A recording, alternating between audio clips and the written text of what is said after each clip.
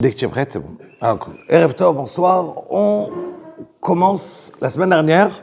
J'avais débuté une histoire, si vous vous rappelez, sur le Kaddish, et je vous ai promis la semaine prochaine, je vous ai dit, allez, j'ai plus le temps dans les histoires. Déjà aujourd'hui, j'en ai quelques-unes qu'on est obligé de mettre dans le shiur. Donc, on va commencer par la première que j'ai promis la semaine dernière. C'était sur le Kaddish. Il y avait une dame qu'elle avait à cœur le Kaddish. Le Kaddish, pour elle, c'était extrêmement important. Et vous savez, chaque personne en a, Baruch Hashem, 613 mitzvot. Et sur 613 mitzvot, il y a des mitzvot qui sont... il va s'accrocher à cette mitzvah, il va ressentir plus de cœur dans cette mitzvah. Toutes les mitzvot, ils se valent. On est d'accord. Mais on n'a pas de connaissance quelle est la mitzvah plus importante que l'autre. Parce qu'on sait que toutes les mitzvot, ils viennent en vérité du même créateur, d'Akadosh Baruch Hu. Donc toutes les mitzvot, ils sont les mêmes. Le sachar sur la mitzvah, la récompense sur la mitzvah, on sait qu'il y a quelques-unes qui sont les plus importantes, d'accord, comme le Limud Torah. On sait que le Limud Torah, c'est la mitzvah la plus importante, le plus important qu'on a, c'est d'étudier la Torah. Que si on va mettre 612 mitzvot d'un côté et une seule mitzvah sur la balance de l'autre côté, le Limud Torah, elle est plus lourde. De les 612 mitzvot en même temps. D'accord ? Donc, c'est pour ça que le Limud Torah, c'est le plus dur. C'est le plus dur. Parce que d'étudier la Torah, c'est la mitzvah la plus forte. Mais, comme je disais, on a 613 mitzvot, et sur les 613 mitzvot, on est accroché à une mitzvah, une à une autre mitzvah. Donc il y avait une dame, avec son mari, ils se sont pris sur eux de payer une certaine yeshiva, qui vont dire Kaddish pour toutes les personnes qui sont décédées, mais qui n'ont personne, qui n'ont pas d'enfants, pour pouvoir dire Kaddish pour eux.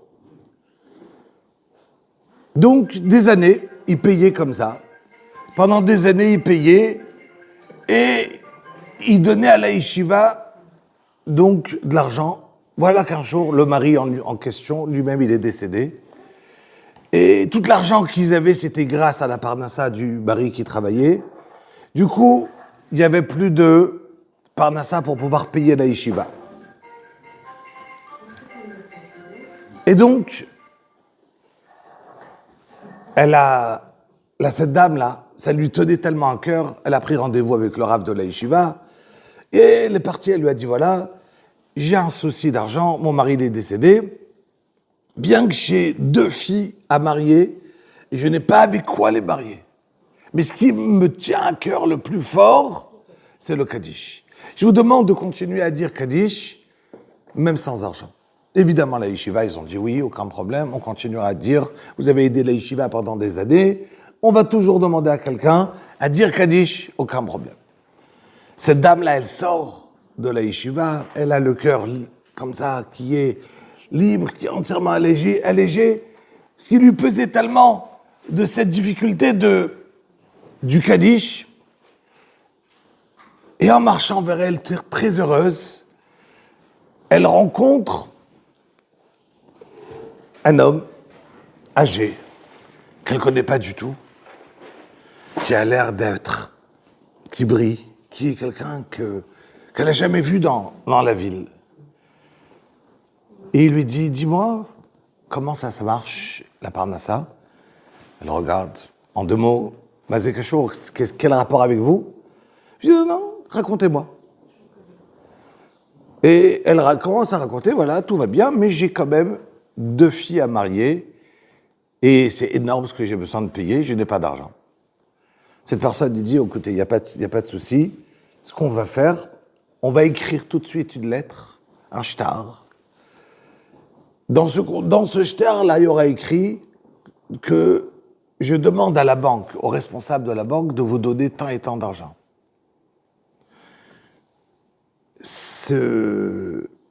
Il a écrit, il a signé, il a dit, regardez, pour ne pas que personne va dire que c'est ce que je suis en train de faire, c'est faux, on va appeler 2 témoins de la yeshiva, 2 bachorim de la yeshiva, qui vont voir quand je signe, quand j'écris, et qui pourront témoigner que j'ai demandé de payer. Cette dame, elle comprend rien. elle rentre à la yeshiva, elle envoie 2 bachorim qui arrivent, qui voient, et que celui qui raconte cette histoire, c'est devenu un des 2 bachorim, Rav Yosef Chaim Sonnenfeld, qui était le Rav de Yerushalayim en 1900-1920, avant Koubla Bnina, extrêmement connu. Il a un livre qui s'appelle Ish al Choma. Et ce Rav-là, qui était le Talmid après de Rabbi Shmuel Salant, et c'est lui qui était un de ses 2 élèves qui raconte l'histoire. La dame, le lendemain, elle part à la banque, elle demande, elle montre ce papier, elle dit voilà, je veux cette somme-là. Le paquet, celui qui est en face, il la regarde, lui, mais n'importe quoi, c'est quoi ça? Il va voir le Mnael, le directeur de la banque. Le directeur, il voit cette feuille, il s'évanouit. On se dit, qu'est-ce qui se passe, Makara? Et voilà qu'on revient vers cette femme, on lui demande, elle dit, mais je sais pas, mais j'ai rencontré un homme, le temps que lui se réveille, et il dit, mais c'est quoi, Makara? Il dit, voilà, j'ai rencontré cet homme qui est venu, qui m'a donné. Et là, le directeur de la banque, il dit, voilà, moi je suis né dans une maison religieuse, au fur et à mesure, j'ai quitté la Torah, quitté les mitzvot. Et avec le temps, j'ai tout lâché, je me suis marié avec une non-juive.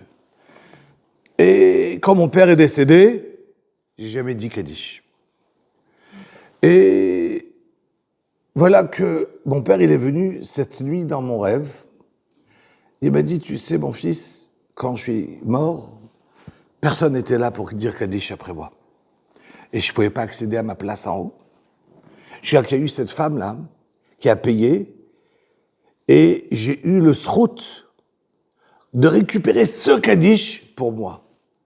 Parce que c'est pas évident pour lui et pas pour quelqu'un d'autre. Vous savez que il y a écrit dans les Sfarim que quand on va chez un kever d'un gadol, il y avait des dolim, des rabbanim, ils disaient des choses que, pour nous, à la manière que je vais vous le dire, ça aura l'air un peu bizarre. Vous savez que sur les kevarim, il y a la date du Yotzeit, la date de l'Askara, que la Neshama, elle revient, mais elle n'est pas là tout le temps, la Neshama. Donc une Neshama, elle est là, il faut une raison qu'elle soit là, cette Neshama. Il faut l'appeler. Et donc, il disait, ce Rav-là, je donne de la tzedaka une prouta, Erev Tov, à la Neshama qui ira annoncer à ce Rav tel que je me trouve sur son kever, sur son tombeau, et la tzedaka que je vais donner à cet instant, elle sera l'Eilui Nishmat, cette Neshama qui ira lui annoncer en haut. Et il disait qu'à cet instant, il y avait des milliers de Neshamot qui essayaient d'attraper, eux, le srout, le mérite, de eux recevoir, qu'on va maintenant faire les Ilui Nishmat, qu'on va maintenant donner la tzedaka, les Ilui Nishmat, cette Neshama. Et eux, ils essayaient d'arriver le premier chez la Neshama en question pour annoncer qu'on vient faire une fila sur le kever. Vous imaginez un peu combien? Parce que le Neshama, elle ne sait même pas, il faut comprendre, on n'est pas dans un shiur de tfila, mais si une fois on fera un shiur peut-être de comment ça fonctionne, il faut savoir une chose, que la Gemara rapporte, qu'une Neshama, plus elle est haute, et plus elle n'est pas liée au kever. Elle n'est pas censée être à se lier. La première année, elle est liée à ce monde, et au fur et à mesure, elle se détache du monde. D'accord? Et elle ne sait pas ce qui se passe. Et plus elle sait, plus ça veut dire qu'elle est liée à ce monde. Et la grandeur du Neshama, c'est de ne pas être liée. D'accord? Donc, qu'est-ce qui se passe avec Avraham, Yitzhak et Yaakov? Qu'est-ce qu'ils savent? Il y a des gemarotes dessus. Qu'est-ce qu'ils savent, Moshe Rabbeinu? Qu'est-ce qu'ils savent, les Avot Akdoshim? Est-ce que les tzadikim, ils savent tout ce qui se passe dans le monde? Il y a des gemarotes, oui ou non? D'accord? C'est pas du tout évident que oui. Donc, il faut les appeler. Pour les appeler, il faut les faire cette certaine mitzvah et donner de la tzedaka pour pouvoir les appeler. Donc, les Neshama en haut, elle attend cette possibilité de récupérer une mitzvah dans ce monde.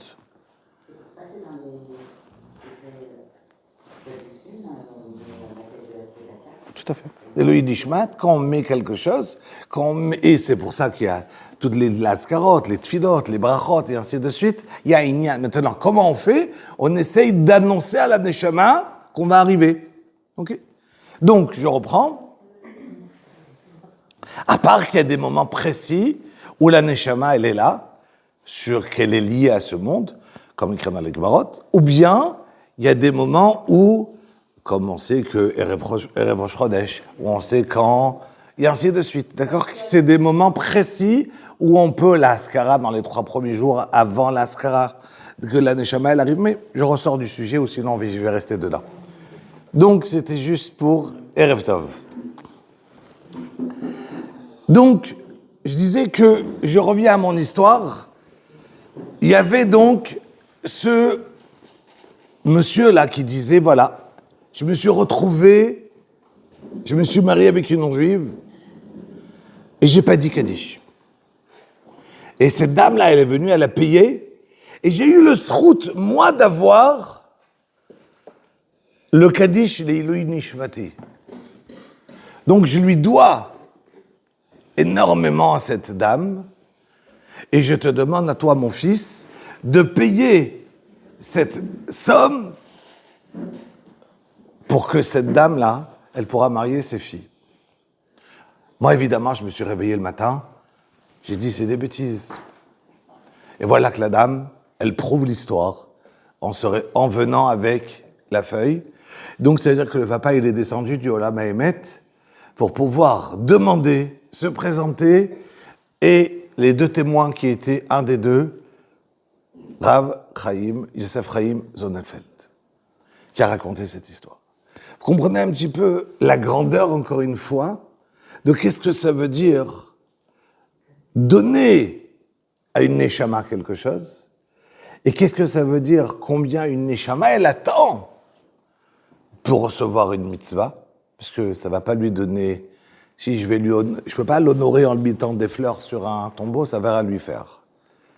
Ça va rien faire de donner, pour pouvoir lui donner un kavod, c'est pas venir et faire quelque chose ça va rien lui faire.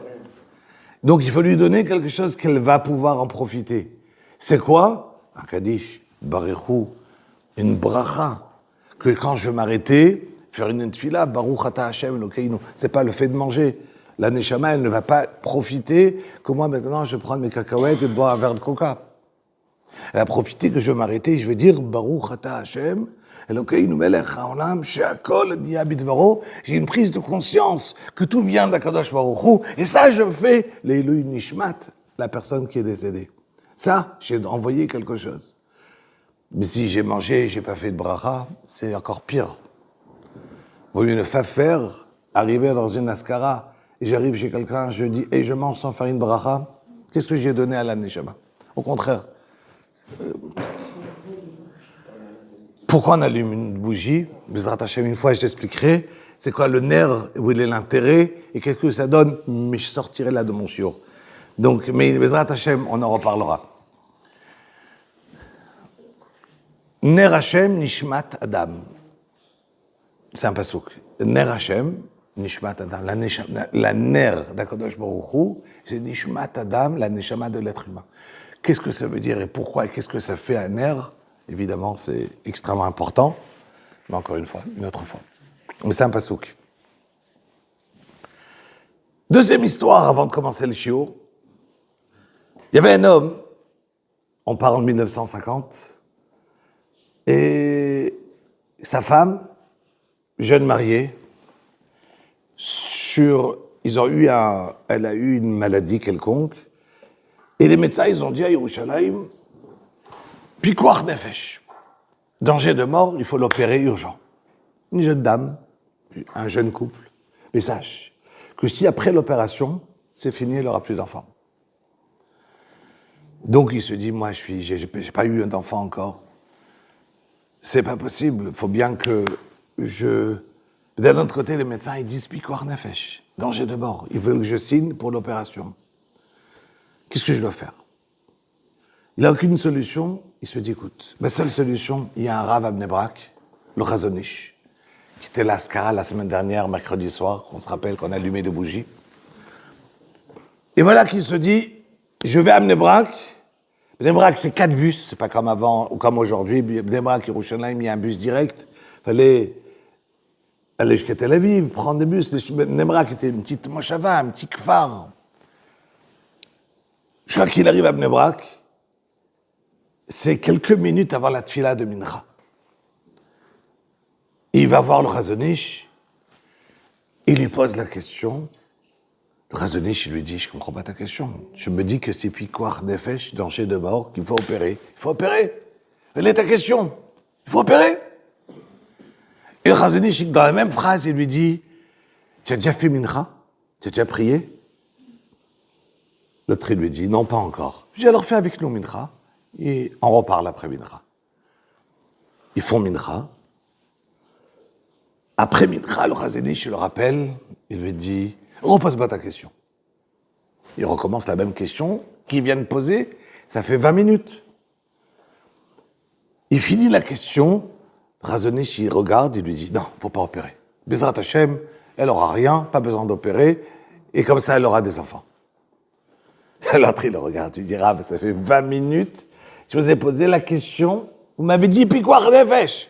Merci beaucoup. Vous m'avez dit Pikuach Nefesh, c'est sûr qu'il faut opérer. Et pas d'enfant, il n'y a pas d'enfant, qu'est-ce qu'on peut faire? 20 minutes après, vous avez changé d'avis? Le Chazon Ish, il le regarde, il lui dit, je comprends pas. On était avant Mincha, et là on est après Mincha. Après Mincha, on peut tout changer. J'ai prié pour toi pendant Mincha. Et Mincha, on peut changer tous les décrets. C'est la tfila qui est, on avait dit, vous vous rappelez, parmi les trois tfilotes, la tfila dans la Hamida de Mincha, où on peut changer tous les décrets. Sur Shacharit, Mincha et Arvit, la tfila où Et Ratzon, où on peut prier, c'est Mincha. Il lui a dit, ben qu'est-ce que tu veux? J'ai prié à Mincha, c'est fini. Le décret, il est enlevé. Donc maintenant, là, cette personne-là, qui racontait la semaine dernière, parce que c'était la Askara, il disait, regardez, aujourd'hui, ma mère, elle a eu 9 enfants. Regardez un petit peu le nombre de tsaïm, de descendance qu'il y a eu de ces 9 enfants. Il disait, la personne disait, moi, je suis un de ces 9 enfants, et moi, j'ai tant et tant d'enfants, et mon frère, il a tant et tant d'enfants. Regardez, c'est quoi la bracha du Chazon Ish? Et qu'est-ce que ça a fait de partir faire Mincha chez le Chazon Ish? Et regardez un petit peu le monde qui est là, et tout ça de Mincha du Chazon Ish. Extraordinaire, qu'est-ce que ça veut dire? La tfila, tfilat Mincha. Yalla. On commence le shiur avec Toda Rabba. On sait très bien que Avraham Avinu, Rabotai, un center. Avraham Avinu, Rabotai, juste avant de commencer, juste un point. Avraham Avinu, Akadosh Baruch Hu l'aimait beaucoup. On sait très bien que Yedid Hashem, Akadosh Baruch Hu, il disait sur Avraham, c'est mon ami. Akadosh Baruch Hu, il parle d'Avraham Avinu et il aime énormément Avraham. Akadosh Baruch Hu, il va nous raconter pourquoi j'aime Avraham. Quand Akadosh Baruch Hu, après qu'il y a eu la Brit Mila et qu'il a envoyé les 3 anges, tout le monde connaît l'histoire, on vient de lire la semaine, ce Shabbat qui est passé. Et avant que les 3 anges arrivent, lui, il est arrivé à Hachem? À qui? Il a vu. Akadosh Baruch Hu, il est venu rendre visite à Avraham, et pendant qu'Hachem il est venu rendre visite à Avraham, il y a eu ces 3 personnes qui sont arrivées. D'accord? Et il a quitté Akadosh Baruch Hu. Non, c'est pas écrit comme ça. Il sait ce qu'il a écrit. Il faut savoir lire. C'est une mauvaise traduction. Exactement. C'est plus difficile de savoir lire. Non, mais quand je dis il faut savoir lire, c'est pas lire dans Vaïra le bain. Voilà. Il faut exactement.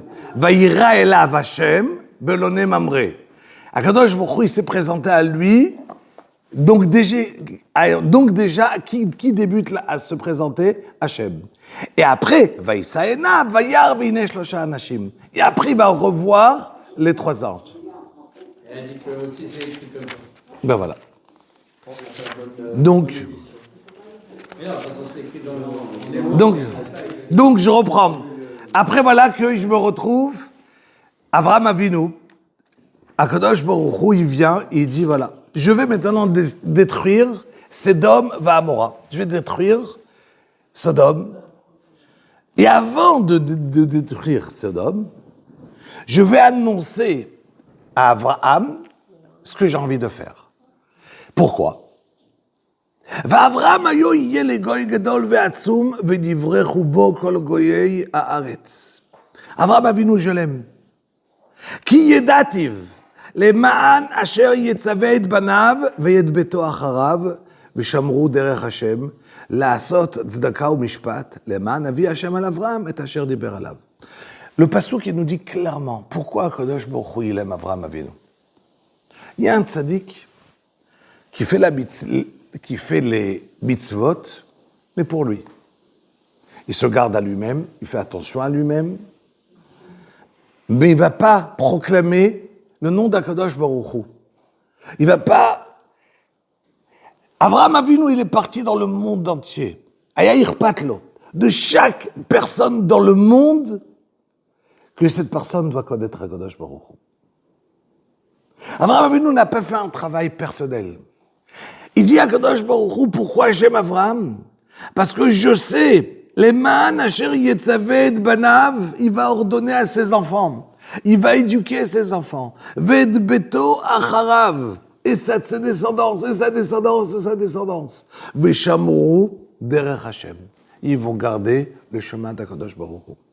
Le rôle de chacun, Rabotai, n'est pas seulement de penser à moi-même, il est de penser évidemment à moi, ma femme, mes enfants, mes voisins, autour de moi, chacun où il est. Je suis quelqu'un, je peux lui apprendre à faire, j'ai appris à faire chez Akol, j'apprends à mon voisin à faire chez Akol. Il faut que chacun, il est, qui veut lui aussi apprendre à l'autre.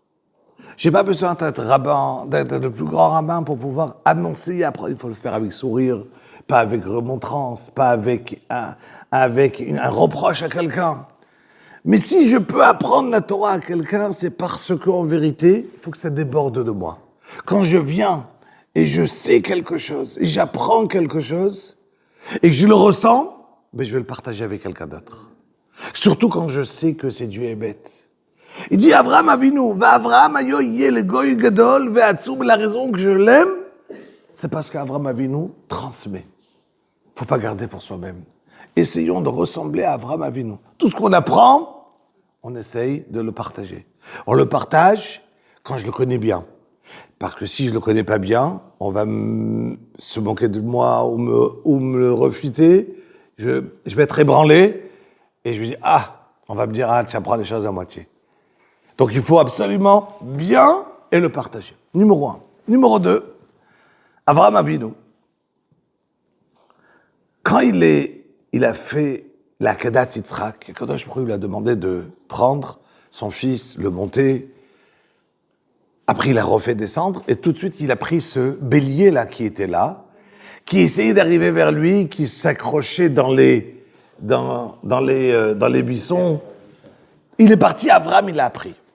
Comment Avraham Avinu, il a su que ce bélier, il était destiné par le Yetzer HaTov et pas par le mal? Parce que c'était dur.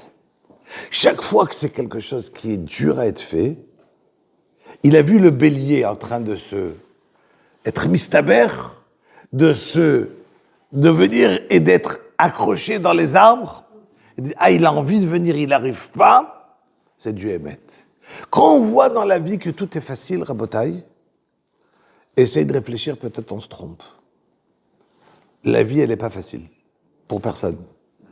Tous les matins, on se lève, et on doit servir à Kadosh Baruch Hu. Et quand on se lève pour servir Hachem, on aura tous des difficultés tout au long de notre journée. La seule manière qu'il n'y ait pas de difficulté, c'est quand on fait des bêtises. Quand on se trompe. Quand on se trompe, ça peut aller facile. Si on voit tout le temps que ça va facile, c'est que je me plante. Des fois, on peut voir des rabbanim qui vont ramasser pour des yeshivot, qu'est-ce qu'ils vont galérer, des gens qui vont ramasser pour n'importe quelle bêtise, et ça marche. Pourquoi? Pour le Hémet, c'est dur. Ça n'existe pas que pour le Hémet, c'est facile. Donc il faut toujours s'habituer et regarder Rabotaï. Parce que quand quelqu'un y sent, c'est sûr que vous croyez que c'est facile de venir quitter la maison le soir, venir à un shiur de manière régulière. Et chaque fois que je vous vois ici le soir, je me dis Ashrei Ram Israël, parce que ça doit être, chacun il a une fois quelque chose. Une fois ça, une fois il n'a pas envie, une fois il a mal à la tête, une fois il est fatigué, j'ai pas envie de sortir. De partir, d'apprendre la Torah, c'est dur. C'est qu'en plus, il y a quelqu'un qui m'a dit il y a 2 semaines, après que j'ai appris, je suis obligé d'accomplir, j'ai pas envie de venir.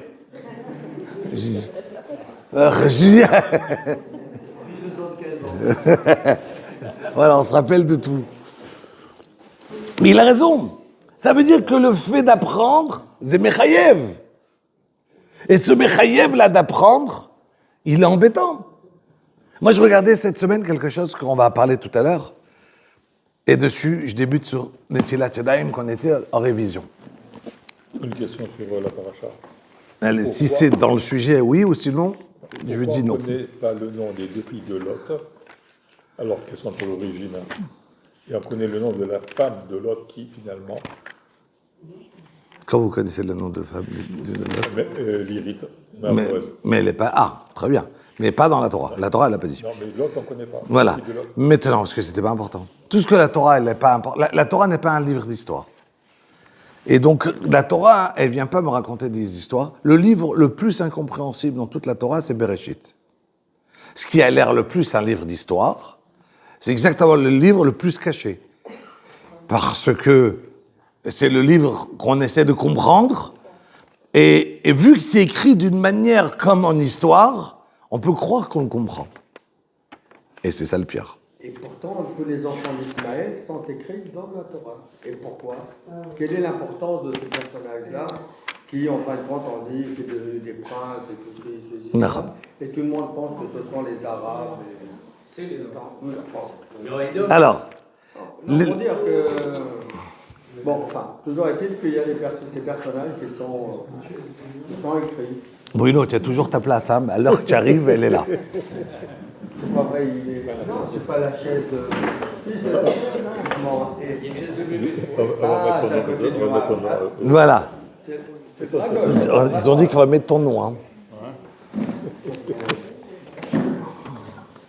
Tu as raté 2 histoires importantes. Tu devras les écouter. Ils sont... Non, il faut qu'ils les écoutent. Non, tant pis pour lui. Il faut les rattraper. Alors, je disais, Rabotaï, on m'a posé la question, et c'est ce que je voulais répondre quand c'est à M. Nadjar, par rapport à ça. Il y a des choses qu'on va apprendre maintenant, on va réviser dans Ilchot de Netilat Yadayim, et on a l'impression que si je fais, c'est bien, si je fais pas, c'est une punition. Je vais être puni par le bon Dieu. C'est pas vrai. Des fois, c'est pas la punition du bon Dieu. Si quelqu'un, maintenant, il va prendre un verre d'eau, il boit. C'est baril, c'est bien. Mais s'il boit du poison, il est puni par le bon Dieu qui va mourir? Non. Il a bu du poison.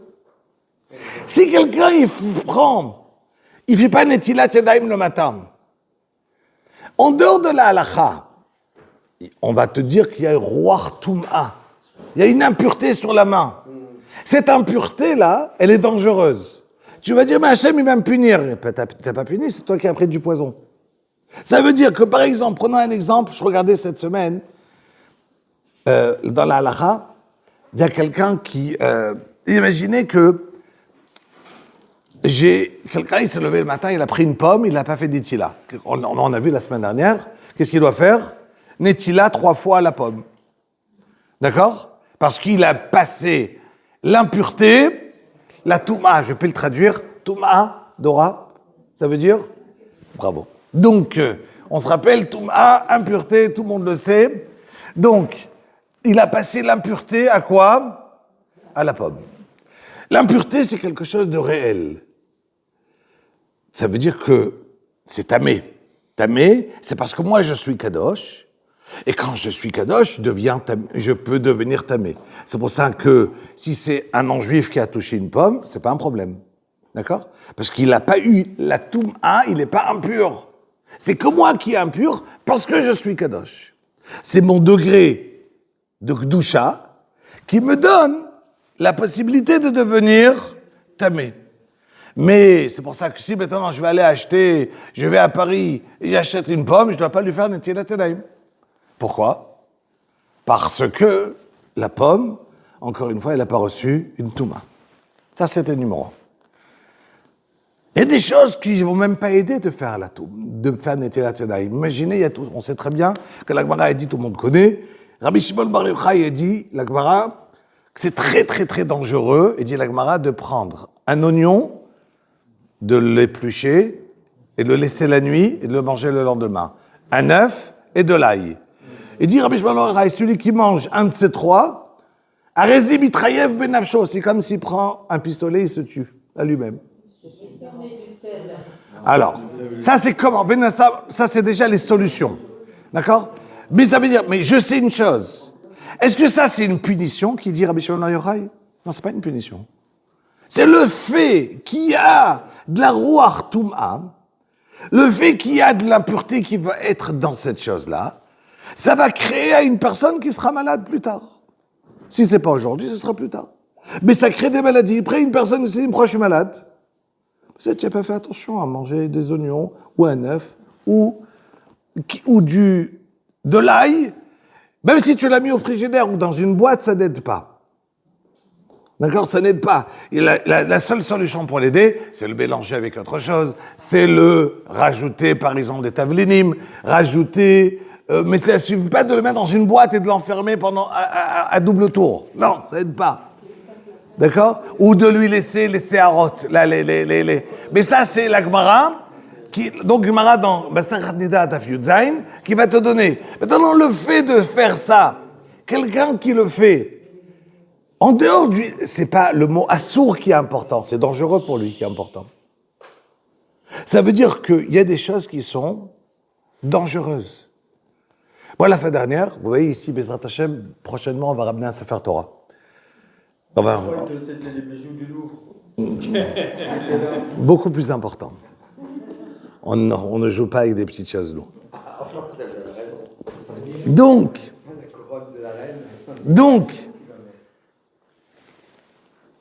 je disais que, c'est écrit dans la halakha, que c'est assourd d'habiter en haut d'un Sefer Torah. D'accord? Que s'il y a un Sefer Torah au-dessus du Sefer Torah, j'ai pas le droit de dormir en haut du Sefer Torah. Moi, personnellement, ça veut dire que si vous aviez un voisin en dessous qui a un Sefer Torah, vous pouvez pas dormir. on peut l'amener au Bet Din pour lui dire d'enlever le Sefer Torah et de ne pas faire une tefila en bas.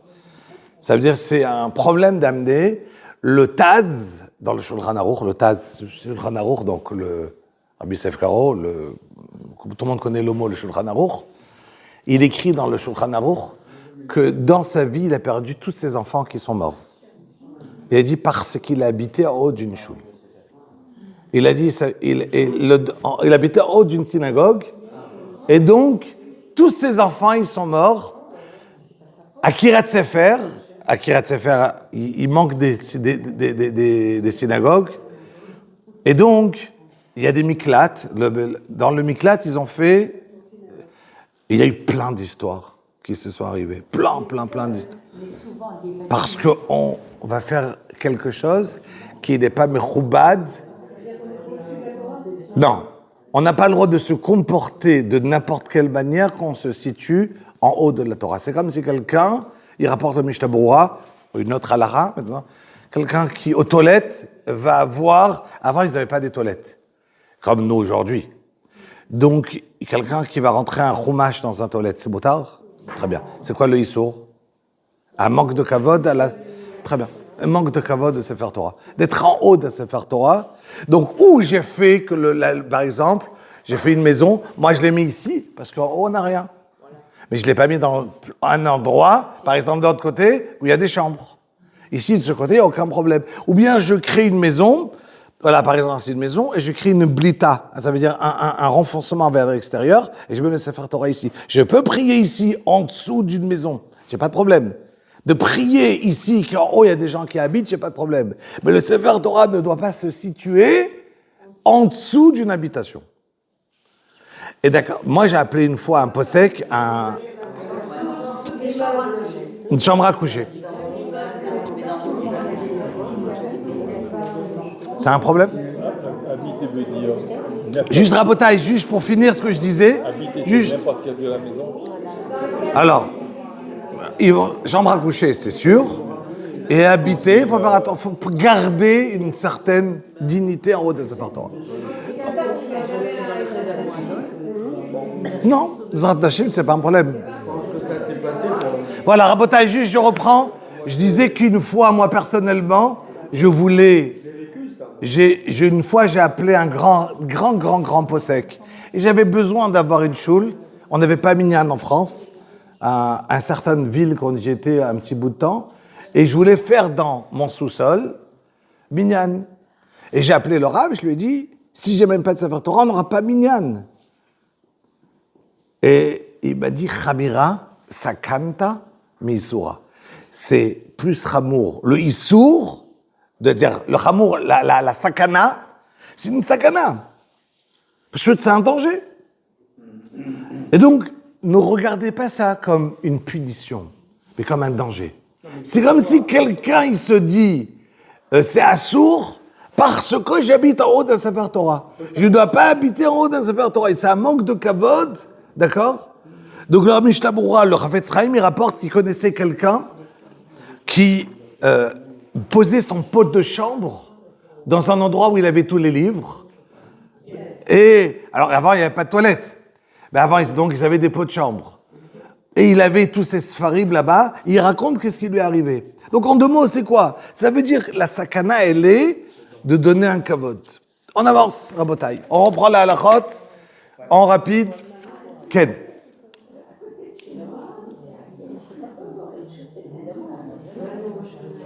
Et ça habite en haut du Sefer Torah. Ça, c'est vrai. C'est-à-dire Dayarim, il est en dessous de La l'appartement. synagogue, Les gens il y a toujours la suite. premier étage, c'est habitable. De prier, c'est pas un problème, Rabotai. C'est le Sefer Torah. À l'endroit du Sefer Torah, d'accord, il faut faire attention qu'est-ce qui se passe en haut. Ils habitent. Donc, qui est responsable? Il faut enlever le Sefer Torah. Donc, si quelqu'un demain le ramène, c'est lui qui est responsable sur avertir les voisins. Oui, mais quand c'est dangereux, on ne vous demande pas c'est qui est responsable. Quand quelqu'un, il y a maintenant, quand c'est dangereux, c'est dangereux. Non, mais dire, moi maintenant je le ramène, je dis pas, ah tiens, il y a des voisins au-dessus. Il faut faire attention. Donc les voisins. Je reporte. Moi, je vous raconte l'histoire. Le Taz et Rev Tov. Le Taz, il vous dit que la raison pour lui que ses enfants ils sont morts dans sa vie, tous ses enfants ils sont morts dans sa vie, et on ne parle pas d'un petit rave, hein. Le Taz, c'est parce que il a habité en haut d'un Sefer Torah. Regarde, j'ai fait la gravité de qu'est-ce que ça veut dire. Encore une fois, Anus Rachmana Patre Akodash Prohit, c'est quelqu'un, il est Anus, mais c'est dangereux. Alors il faut faire que le Sefer Torah, il y a une blita, il ressort. Il y a ici un immeuble. Moi je sais à Beit Vagan. Non, c'est pas lié. Il faut pas habiter en haut du Sefer Torah, c'est tout. Excusez-moi, mais un grand arabe ne sait pas que c'est péché d'habiter, qu'il perde ses enfants, il appelle qu'il perd ses enfants pour qu'ils comprennent ça. Un arabe, normal. Oui, parce que lui, encore une fois, le Taz, il a ramené en tant que... Il y a des fois, on se dit, je fais attention, c'est quelqu'un, il se dit, de fait d'habiter, et c'est pas quelqu'un qui faisait n'importe quoi en haut dans sa maison. Il étudiait dans cette maison. Et quand même, il a dit, même si tu es un rave, et même si ton limoud, le fait d'habiter, de manger, de faire une vie, en haut d'un Sefer Torah, on ne le fait pas. Allez, on revient à Netilat Yadayim Rabotai. On reprend. Il faut savoir que, allez, on fait une petite révision de ce qu'on a fait les 2 dernières semaines, en rapide. Rabotai, une petite révision rapide. Quand on se lave, quand on va dormir, on se réveille le matin, on doit faire Netila, on avait dit 3 fois ou 4 fois. Alors, 4 fois, pourquoi le 4 fois? Pourquoi le 4 fois? La halakha, c'est 3. J'ai rajouté celui qui veut faire mieux, d'accord, Méadrine, il fait 4. Pourquoi? Parce que quand j'ai fait 3, je veux enlever l'eau de la 3e fois qui est restée sur moi. Pour enlever cette eau-là, je fais une 4e fois. Je crois que la 4e, c'était peut-être parce que... Non, je parle 3 fois, j'ai bien fait. Non, on ne parle pas de quelqu'un qui est maladroit. On parle de quelqu'un qui a droit et qui fait bien sur toute la main. Pour toute la main. Et qui doit faire une 4e fois pour enlever l'eau qui se trouve de la 3e fois. Pour que l'eau, quand il va s'essuyer les mains, d'accord, parce qu'on se rappelle que le fait d'enlever cette impureté, et comme je reprends, l'impureté qu'il y a sur le bain, elle est enlevée seulement quand je fais Netila. Ça ne va pas aider de me laver les mains avec du savon. Ça va pas aider de prendre les mains, de les tremper dans un keli. Non, j'ai besoin de le verser demain. Est-ce que je suis obligé de verser avec un keli? C'est mieux. Si je n'ai pas de keli, d'accord, alors je peux le faire avec le robinet. Mais je l'éteins et je l'ouvre et j'essaie de le faire. Ce que j'essaye, pourquoi? Je vous explique pourquoi. Parce que quand je fais Netilat Yadayim pour manger du pain, je dois avoir, comme il a dit Bruno, Koar Gavra, ça veut dire une force d'un être humain qui vient. Dans la Netila, ça veut dire, je reprends, quand quelqu'un il ouvre le robinet, comment ça se fait que l'eau elle coule? Grâce à quoi? Parce qu'il y a Migdal Maïm, il y a un endroit qui y a de l'eau qui est en hauteur, et il y a une loi qui dit que quand il y a de l'eau qui est en hauteur, d'accord, donc l'eau elle va, moi je suis toujours plus bas, ils prennent de l'eau, ils les mettent dans des grandes piscines, Migdal Maïm en hébreu, tout le monde connaît, d'accord? Et donc quand moi je suis en bas, dès que j'ouvre mon robinet, la pression elle est par la nature qui est la chabie de la vie dans le monde, que quand il y a de l'eau qui est en bas, dès qu'elle descend, elle va remonter à la même hauteur. Donc du coup, moi j'ai de la pression dans ma maison, d'accord? Mais cette pression-là, c'est qui l'a faite? Le Koach Maim, c'est pas moi.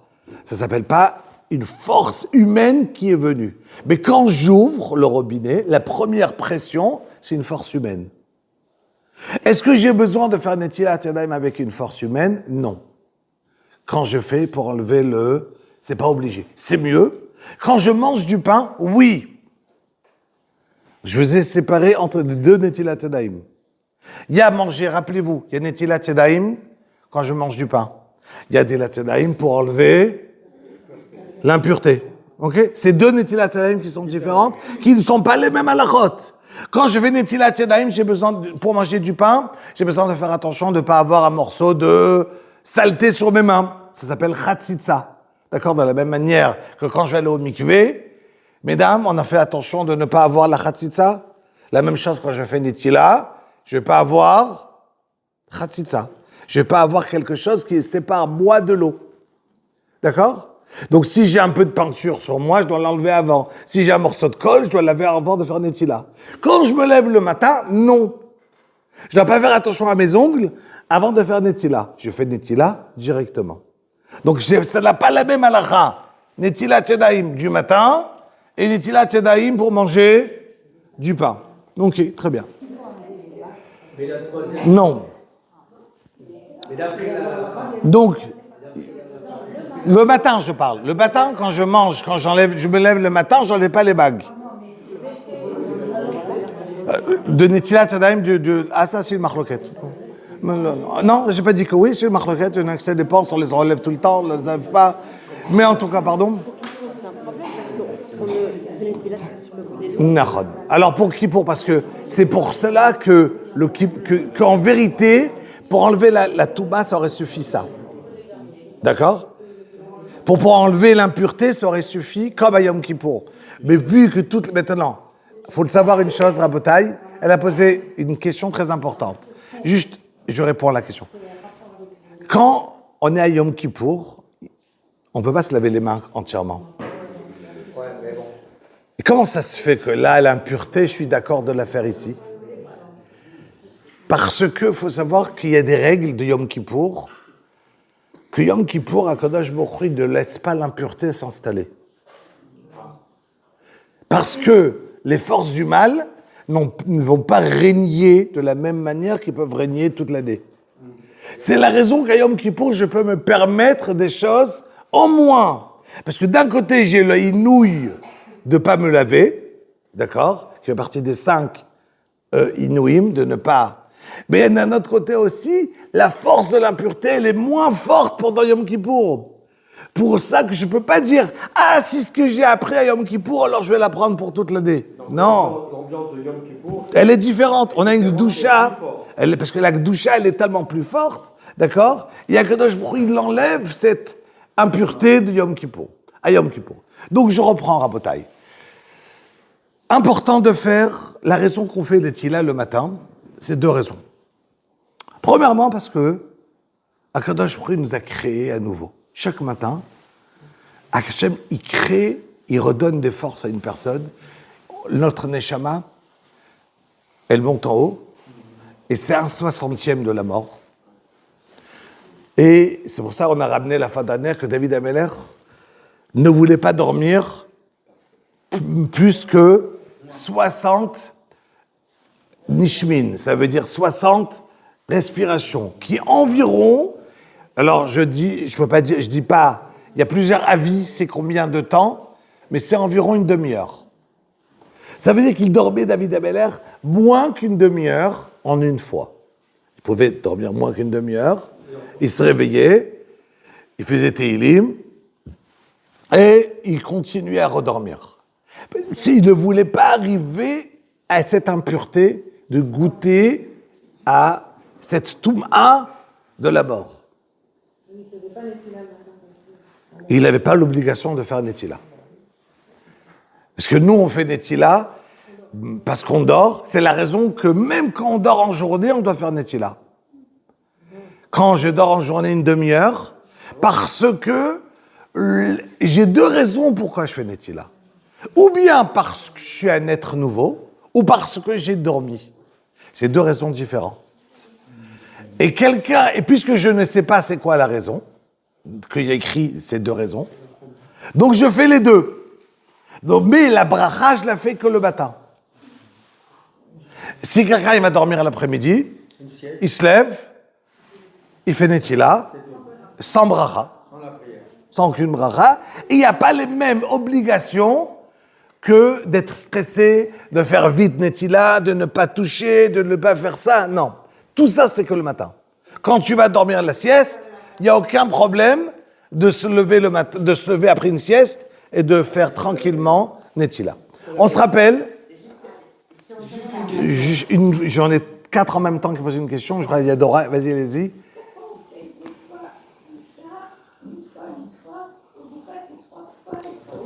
Voilà, parce que pour enlever de la toum'a, c'est les sirugim, c'est comme ça, c'est 3 choses. Par propreté de Netilat Yadayim, c'est pas pour enlever de la toum'a, je fais 3 fois d'un coup. Quand je dois enlever l'impureté, ça s'appelle sirugin, 1, 2, 1, 2, d'accord? Mais et donc je remplis de la main gauche, je donne à la main droite, je donne à la main gauche et je transmets. Oui, Ravod. Je voulais vous dire que d'après la halakha, pour Netilat Yadayim, justement, c'est marqué qu'on fait 3 fois. Pourquoi on fait 3 fois? Parce que la 3e fois, ça enlève tout. Non, les 3 fois, c'est pour enlever.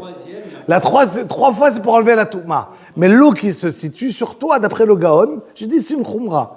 Je l'ai dit, c'est pas un c'est. La halakha, c'est 3. Rappelez-vous 3. Celui qui veut faire une 4e, il l'a fait. Mais j'ai pas demandé. La halakha, c'est 3. Rabotai, 3, je répète à tout le monde. J'ai juste donné. C'est comme si vous. Rachamim, quand tu achètes une voiture, est-ce que tu es obligé... Comment tu descends la fenêtre à côté, la vitre à côté de toi? Tu as une manivelle ou tu as un bouton? Waouh, quelle classe! Et pourquoi tu n'as pas une manivelle? Parce qu'on est en 2020. Ça veut dire que tu as une option dans la voiture qui, en plus, un gadget, mais tu te permets, tu te dis, ah, c'est super, c'est un luxe. Il y a des fois dans la Torah qu'on peut se permettre des luxes. C'est pas obligé, je peux descendre la fenêtre avec une petite manivelle, il y a un luxe, j'appuie un bouton. C'est un plus. Moi, je vous propose des fois le luxe. Celui qui veut, il le prend, il appuie sur le bouton, il a fait le 4e fois, il veut pas. Il est très bien, il aura de l'air dans les 2 sens. Hein. D'accord? Moi, j'ai juste donné... Voilà, dans les 2, il y aura de l'air, dans le 2, ça va bien. Moi, je vous ai donné un exemple pour avoir un luxe en plus, c'est tout. Rien d'autre. Une personne qui est décalée au niveau de sa journée. J'arrive. Ah, mais j'ai oublié ce côté-là. Ah, mais au moins, il y a des gens qui ne s'oublient pas. Alors. De la nuit. Non, je lève à partir de midi. Ah, Bechabot, le temps qu'ils discutent. Se lever Si quand on se même. lève la nuit, d'accord, on se réveille, on se lève la nuit, on va faire une body douce. On va aux toilettes. Tikkun Chatzot. D'accord. Tikkun Chatzot, on fait Modéani, Netilat, et on fait ce qu'on a à faire. Ok. On va se rendormir. Au petit matin, qu'est-ce qu'on fait le matin? Très bien. Alors, j'explique. C'est une très bonne question, importante. Une personne, il a des insomnies, ou il veut faire il boit des doutes, c'est la même chose, même idée. Non, la même idée. Voilà. Il a une insomnie, il se lève à 2h du matin, de 2 à 4, il a décidé qu'il prend le Zohar, il fait Tikkun Chatzot, il voit un film, ce qu'il veut. D'accord? Qu'est-ce qu'il fait à ce moment-là? Il fait Modéani, Netila, sans bracha. Sans bracha. Il fera tout le matin. Il compte aller redormir. Il fait tout le matin. Il fait Modéani. Si maintenant c'est un homme qui veut étudier la Torah, faites Birkot Torah. Pour pouvoir étudier la Torah. On n'a pas le droit d'étudier la Torah, parce que Birkot Torah, c'est Shakadeshanu Matzotav B'Tzivanu al Divrei Torah. Dans les Birkot HaShachar, à la fin, c'est de la même manière que j'ai pas le droit de prendre un verre de thé sans faire She'akol, qu'on n'a pas le droit de profiter de ce monde sans faire une bracha.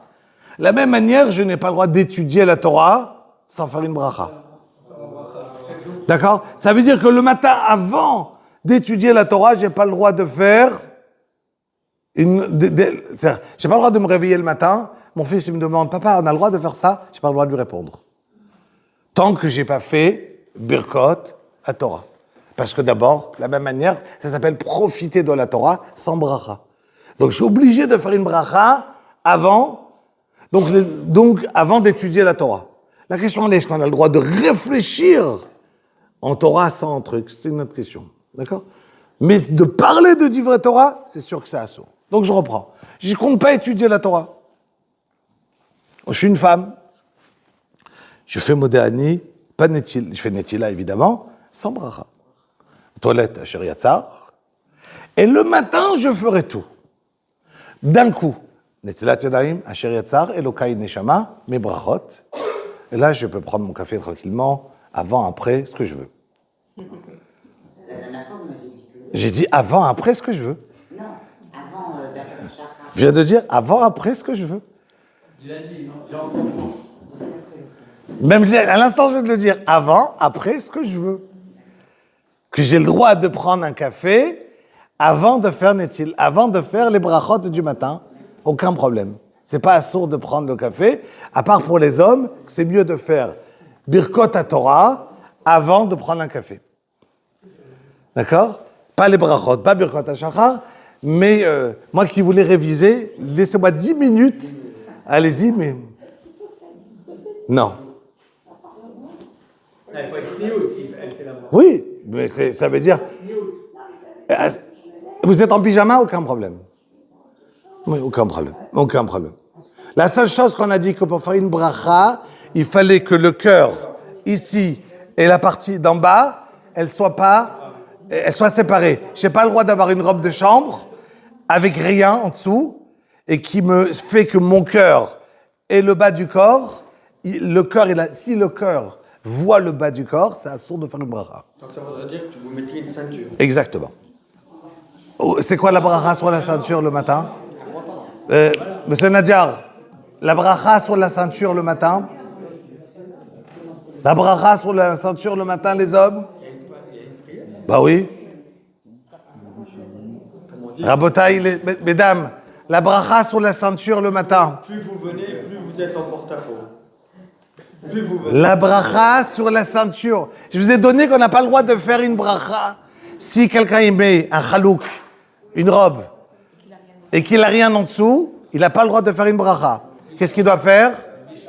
Mettre une ceinture qui sépare le cœur du bas. C'est quoi la bracha qui dit que tous les matins on donne, que nous on est kadosh, qu'on n'a pas le droit de faire ça? Non, tous les matins on le dit, Rabotaï. Tous les matins vous dites à Kadosh Baruch Hu. Non, Malbish Aromim, c'est que tu habilles ceux qui sont dénudés. C'est grave, Rabotaï. Tous les matins, vous le dites. Tous les matins, Rabotaï. Sauvez l'honneur. Il faut quelqu'un qui sauve l'honneur, là.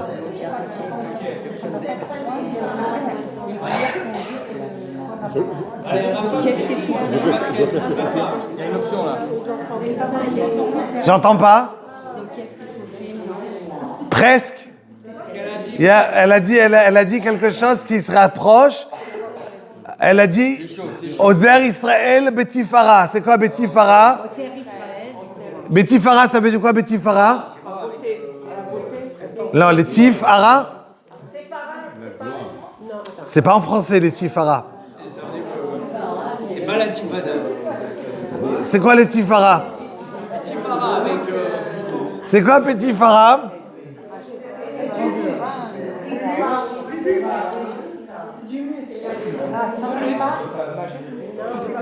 Ma kippa, mon foulard, mon chapeau. Pourquoi il y a écrit, il y a une autre bracha, Ozer Israël. Ça veut quoi? C'est quoi Ozer? Ozer, la Azur, c'est la ceinture. Akadosh Baruch Hu, il a donné une ceinture. À qui? À Israël. C'est les seuls brachot qu'on dit. Baruch Ata Hashem Malbish Aromim. Il y a écrit Malbish Israël Aromim? Non. Comment il y a écrit? Malbish Aromim. Pokeach. Les seuls brachot qui a écrit Israël, c'est lesquels les deux? Oter Betifara et Ozer Israël. Parce que c'est ça les seuls que c'est nous les Juifs seulement. Voir, c'est tout le monde, c'est le monde. Mais nous, les Juifs, on a la mitzvah de se couvrir la tête, hommes et femmes. Pourquoi? Parce qu'on a quelque chose en haut de nous. On prouve qu'on a la Hirat Shamaim. Je crains le bon Dieu. Donc, un chayal, quand il va à l'armée, qu'est-ce qu'il met? Une kumta. Pourquoi il met un chayal, il va mettre un chapeau sur la tête? Pourquoi? Pour dire, j'ai quelqu'un en haut de moi. J'ai quelqu'un en haut de moi. Quand je mets une kippa, j'ai dit, j'ai quelqu'un en haut de moi, ça s'appelle de l'Airat Shamaim. La crainte d'Akadosh Baruch Hu. Donc, ça c'est Ozer Israël, ça c'est Oter Israël Betifara. Ozer Israël Bigvuram, c'est le deuxième qui a écrit Israël. C'est que nous, l'âme Israël, qu'on a cette mitzvah-là de séparer le cœur du bas. Et donc, je dois mettre cette ceinture qui va séparer entre mon cœur et le bas pour pouvoir dire que en libo ro'eh terva, que ne pas avoir son cœur qui va voir le bas, et parce qu'après on n'a pas le droit de faire une bracha. Donc quand je vais mettre ça, vous voyez combien c'est important de savoir une bracha, qu'est-ce que ça veut dire? Mais là on a sauté de Netilat Yadayim à Ozer Israël Bigvura, par exemple. Juste, je vous ai écouté les trois en même temps, j'écoutais personne. Allez-y.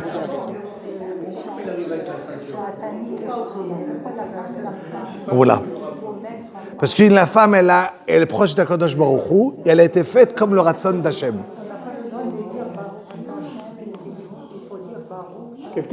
Alors, c'est encore autre chose. Mais c'est quoi cette bracha? Mais je l'expliquerai. Pourquoi nous, on va dire qu'il ne nous a pas fait une femme, et vous dites Gashtan Nikirat son nom. On va y arriver. Oui. Tout le monde. Le séparer. Chaque habit, il sépare. Chaque habit, je vais mettre un sous-vêtement, d'accord? Ça sépare entre mon cœur et le... Mais si j'ai un chalouk, une robe qui va... et j'ai rien en dessous, là c'est... Mais si j'ai quelque chose qui sépare, j'ai séparé entre les deux. Donc j'ai donné. Donc les chassidim, qu'est-ce qu'ils font? Ils rajoutent le gartel, ils rajoutent un fil comme ça que vous voyez. Ça c'est le chassidim. Quelqu'un qui est décalé. Allez, Rabota, il me reste 5 minutes. Quelqu'un qui est décalé, complètement décalé. D'accord. Sa vie normale, elle démarre à midi. Elle démarre pas comme tout le monde, par exemple, le matin. Donc il se lève à midi. Il a perdu la tefila. Il y a des horaires de tefila. Mais le problème, c'est que... Il ne peut plus faire cette tefila. Il a raté Shacharit. Shacharit, aujourd'hui, c'est à 10h, à 9h30, c'est fini. Oh, mais il y a une personne qui travaille, par exemple, Il a raté. il a tout raté dans ce cas, il a tout raté. Donc, moralité près, il y a des... Ok, Rabotaï, je sais, Rabotaï, allez, on doit finir dans moins que 10 minutes.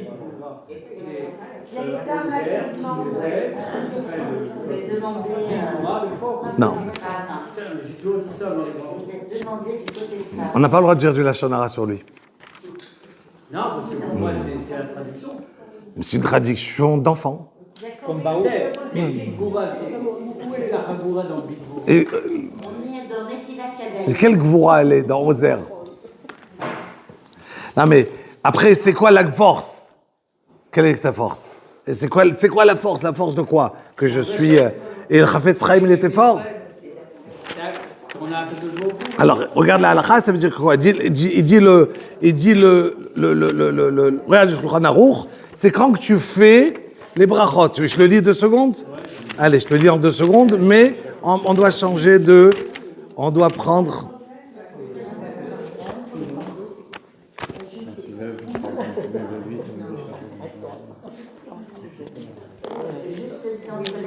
Allez, je te dirai. Ksheneor Mishnato Yomar Elokai Neshama. Ksheneach Yadav.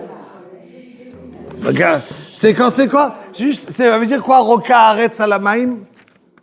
Roka Haaretz Alamaim? Shasali Kol Tzorki, ça veut dire? Shechoger Chaguro, quand il met, dit le Mechaber, quand il met sa ceinture, Yevarer, Ozer Israël, Bigvura. Yalla. Rabotai, on a juste appris qu'on doit apprendre. Ken.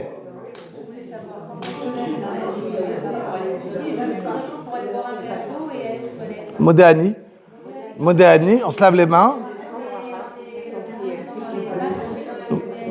Modéani, même dans les vapes, on peut le dire. C'est rien. Modéani, on peut le faire 10 fois. Bien que la Neshama, elle ne revient pas. La Neshama, elle revient que le matin. C'est-à-dire, si quelqu'un, il se lève dans la nuit, la Neshama, elle n'est pas revenue. On le dit quand même parce que c'est rien de le dire. Il n'y a pas de bracha, il n'y a pas Baruch Ata Hashem. Ne faites Netila dans la nuit, faites Netila, mais encore une fois, sans bracha. Asher Yatzar, évidemment. D'accord? Asher Yatzar, c'est obligé. Maintenant, Rabotai, rappelez-vous, on n'a pas le droit de faire une tfila si on a besoin d'aller aux toilettes. Si quelqu'un a besoin d'aller aux toilettes, alors, et ça on en reparlera, même si désolé, il y a des fois des choses qui sont moins agréables de parler, on arrivera à en parler. Quand on a des besoins d'aller aux toilettes, il y a des fois qu'on n'a pas le droit de dire une bracha. J'ai pas le droit de faire Netilat Yadayim. Quand je me lève le matin, je suis pressé d'aller aux toilettes. D'un autre côté, il faut faire très attention de ne rien toucher de ouvert dans notre corps, mais j'ai pas le droit de m'arrêter et de faire Netila si je suis très pressé d'aller aux toilettes. Je dois d'abord aller aux toilettes et après faire Netila. D'accord? Maintenant, à part ça, il faut savoir que le fait quelqu'un qui arrive et qui doit faire maintenant Mincha Arvit et qu'il a besoin d'aller aux toilettes, il y a des halachot. Si quelqu'un qui doit faire une bracha, allez, j'ai bu mon verre d'eau, je dois faire maintenant Boré Nefashot, mais j'ai très besoin d'aller aux toilettes. J'ai le droit de faire Boré Nefashot? Non. Je vais d'abord aux toilettes. Quand je sors, je fais d'abord quoi? Asher Yatzar ou Boré Nefashot? D'abord, j'étais Chaya Boré Nefashot, mais je devais déjà faire Boré Nefashot avant de rentrer aux toilettes. Je fais quand même Asher Yatzar en premier. Très bien. Donc, et tout ça à la chôte là, on va apprendre. Et pourquoi les choses? On va apprendre. Mais on va les répéter tellement de fois. Exactement. Et après, on le révise. Allez, Rabotai, juste 2 points importants et 2 petites histoires et on a fini le shiur. Écoutez l'histoire. Allez, vous savez quoi? On n'a pas le temps. Je vous raconte juste 2 petites histoires et on a fini le shiur. On a parlé la fois dernière, on avait le premier shiur, on avait sauté un point important qui était, on avait dit que quand on prie à Kadosh Baruch Hu, sans aucune option, pour qu'une tfila elle passe, il faut pas d'option d'autre. Je dois prier que vers Hachem et pas penser, ah peut-être je vais réussir autre chose. Et quand je prie vers Hachem, Je me mets dans quel sens? Pas important. Ce que tu veux. Le sens que tu veux. Non, la direction. La direction d'Akadosh. Voilà. Akadosh, voilà. Il y avait une fois deux petites histoires en rapide. Il y a deux jeunes filles qui travaillaient dans un Bet Avot à Bnei Brak. Bet Avot, vous savez, c'est quoi, une maison de retraite, d'accord? Eux, ils étaient assistantes, travaillaient, ils faisaient un stage. Et là-bas, ils ont connu une femme, 83 ans, jamais mariée, pleine de vie, en bonne santé. Et la raison qu'elle était là, c'est parce qu'elle était seule. Et donc, elle voulait avoir de la chevra avec qui parler, donc elle s'est mise dans un Bet Avot. Mais elle n'était pas malade, tout allait bien. Et voilà qu'un jour, ces deux jeunes filles, eux-mêmes c'était des jeunes filles religieuses, mais les filles pas mariées. Un jour, ils s'étaient pressés après le travail, elle leur dit, ils étaient copines, entre eux, ils se parlaient. Je dis, où tu pars? Et les filles disent, on part à Amouka. Amouka, c'est à côté de Tzfat, là-bas. Il y a un kever de Rabbi Yonatan ben Oziel qui a une grande zgoula pour ceux qui ne sont pas mariés, d'aller là-bas et pour avoir un... Cette dame-là de 83 ans, elle leur dit, allez, moi aussi je peux venir? Pourquoi pas? Ils se sont dit, elle veut prier, pourquoi pas? Allez, elle est venue avec eux dans la voiture, et en route, et ils lui disent, mais pourquoi tu es venu? Je dis, moi aussi j'ai envie de me marier, pourquoi pas? Écoute, les filles rigolent, pourquoi pas, écoute, elle peut toujours espérer. La ballot, mais ça fait 83 ans qu'elle s'est jamais mariée, pourquoi pas? Top. Les deux filles sont arrivées, ils ont prié, et ils reviennent, et le temps il fait qu'ils ont changé de ce Bet Avot, travailler autre part. Quelques mois plus tard, ils reviennent au même Bet Avot à Bnei Brak, et ils demandent où elle est. On lui dit Alcha. Ils ont cru Alcha, hein? Elle est Iftara. Je dis, elle était en bonne santé, Makara. Je dis, non, elle s'est mariée. Je dis, ah bon? Makara. Je dis, voilà, peu de temps après, il y a eu un monsieur qui est arrivé aussi au Bet Avot. Et un monsieur qui est arrivé au Bet Avot, qui avait perdu son épouse, qui était en bonne santé, mais que ses enfants ne venaient pas trop le voir. Il était tout seul. Ils se sont retrouvés ensemble et ils sont partis habiter chez lui dans sa maison. Extraordinaire, un beau couple. Ces deux filles se sont dit, regardez un petit peu, on est partis à 3. Elle s'est mariée, et nous, non. Pourquoi? Nous, on était sûrs, on est encore jeunes, belles, pleines de vie, on a toutes les raisons de réussir à se marier. Donc, on demande à Kadosh Baruch Hu, mais en vérité, on compte aussi sur nous-mêmes. Ça n'a pas marché. Elle est partie, elle a dit à Hachem, rien. Sans toi, je ne me marie pas. C'est dernière chance, c'est les soldes de fin d'année. Dernière chance. D'accord? Donc, elle a décidé de se dire, voilà, elle s'est dit, cette dame-là s'est dit, moi, voilà, exactement, donc moi, c'est dernière chance de me marier. Elle a prié de tout son cœur, ça a marché.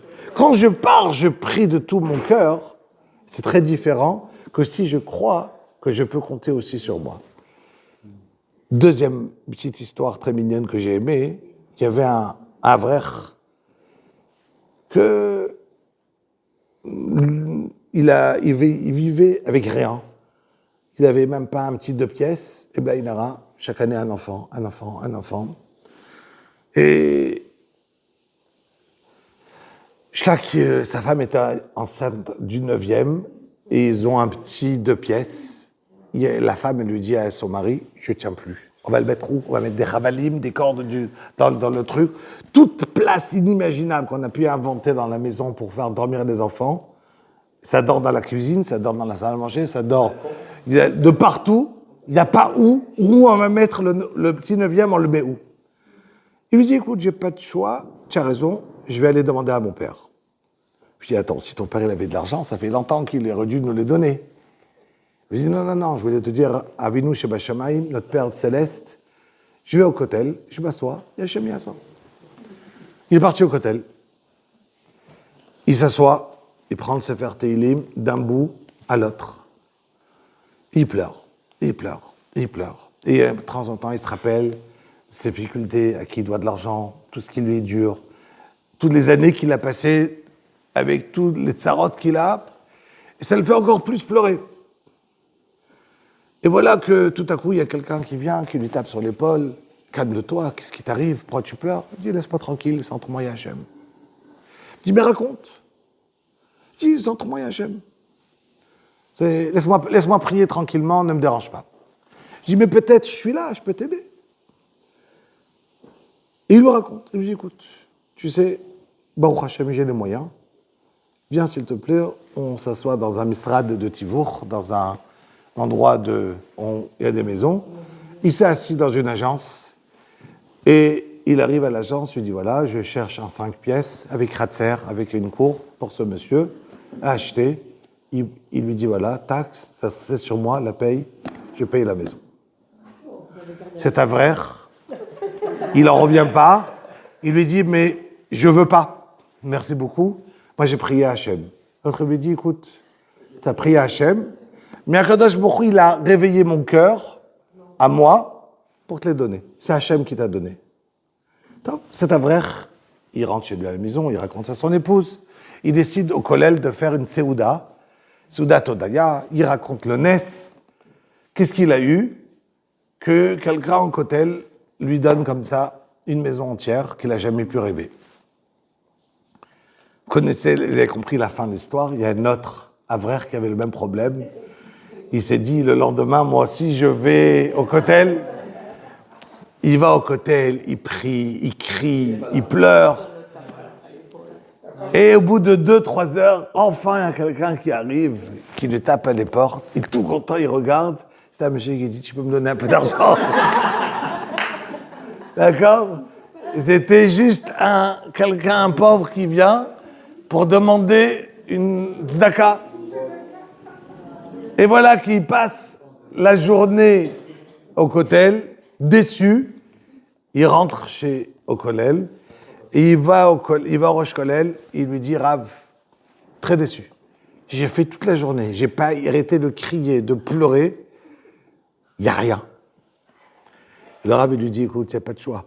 Tu sais, l'autre il est parti, il n'attendait pas la personne qui lui tape. Il priait à Hachem. Toi, toute la journée, tu priais à ce juif-là qui te retape. Tu n'as pas prié à Hachem. Tu criais, tu attendais qu'une personne vienne et qui te tape sur l'épaule. Si quelqu'un, il attend la Yeshua d'autre part d'Akadosh Baruch Hu, où il donne des solutions à Hachem, Hachem fait que je gagne au loto, Hachem fait que je gagne comme si, Hachem fait que je si. Vous croyez qu'à le bon Dieu, il lui manque des solutions, comment t'aider? Hachem, il a toutes les solutions, mieux que ce que nous, on peut imaginer. Hachem, il n'a pas besoin des idées. Il n'a pas besoin. Il a besoin de ton cœur, que tu viens et tu vas prier réellement. Celui qui va réussir à prier réellement de son cœur, alors la tfila là, elle passe réellement. Rabbi Rabbeinu Bakash Omer, Atza HaKadosh Baruch Hu lezakot Yisrael lפיכך ריבה להם תורה ומצוות שנאמר, אדוני חפץ למען צדקו, יגדיל תורה ויאדיר.